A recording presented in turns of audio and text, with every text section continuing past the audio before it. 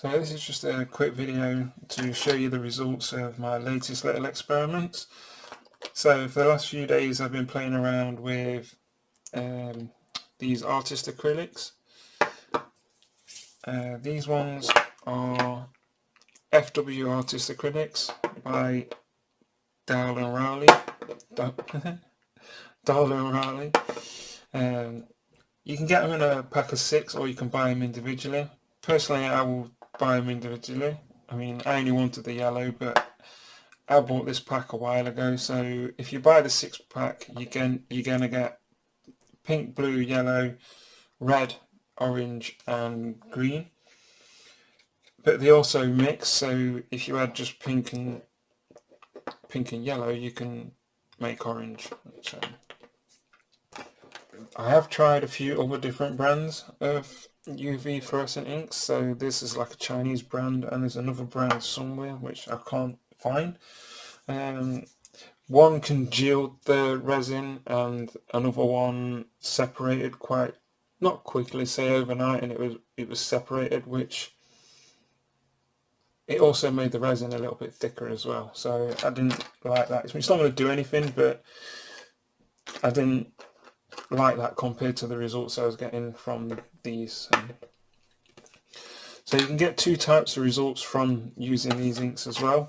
So if you're just after like a day glow effect, then obviously you don't have to put that much in. So if you use, I've been working on a half pint ratio, so 200 and I've been filling this up to 270 mils, and I've been adding, I started off adding 6 to 8 mils.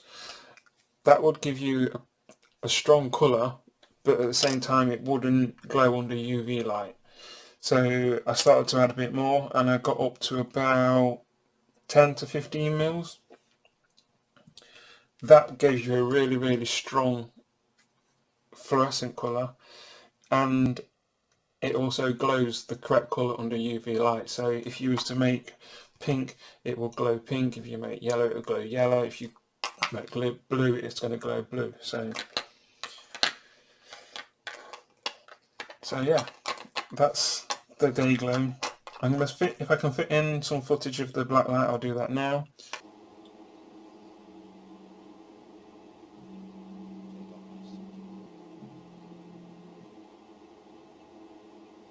So as you can see, it glows pretty powerful.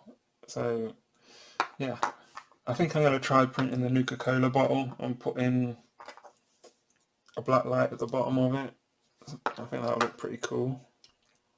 So yeah, that is the dayglow inks. I'm not going to drag it out, that's basically it.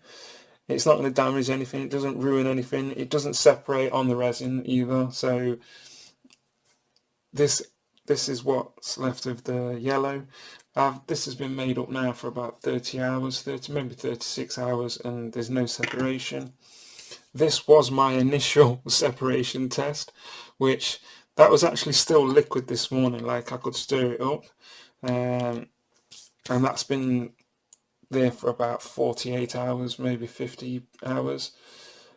But I think about 4 or 5 o'clock this evening it got a blast of sunlight, maybe because I brought it over to this work area, because it wasn't over here before. It was obviously out of the way. So the other pigment I've been playing with, it's not really a pigment, is the metal effect. So this is aluminium, like just basically aluminum dust. It's not pigment, it's ultra fine. It's 350 mesh. So you have to be really careful when you're playing around with that sort of stuff, because even if you just gently open the bag, you get a cloud coming out the bag. So you want to make sure that you are wearing sort of a respirator, or at least a dust mask, and make sure that you're wearing gloves, because you don't want to get it on your skin either. It can get through the pigment, it can get through the pores in your skin very easy. So yeah, so that's about it. Oh, and this also, I found that prints was a little bit tougher to remove as well. So especially with the high concentrations of ink. So if I added a lot of ink, the print was a lot harder to remove from the supports. This hasn't actually been cured; it's just been left to one side, and I mean it's not even a millimeter thick, and you're having to really try to break that. So, and when I was removing some of these from the supports, where you was trying to crush it and break the supports, it sort of shot off, and it went well above my head. So you're looking probably 8 feet into the air, and landed on a tiled floor, and it just bounced, and it's fine. So yeah, I'm not sure if that was just the resin, which I only used Elegoo standard mixed with a little bit of Elegoo ABS transparent. So there's both transparent. I always try to mix half and half, so I normally use half ABS like and half standard resin. I find that it makes it stronger than both.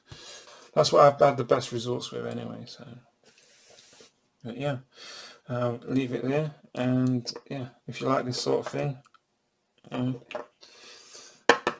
definitely recommend giving these a try. So.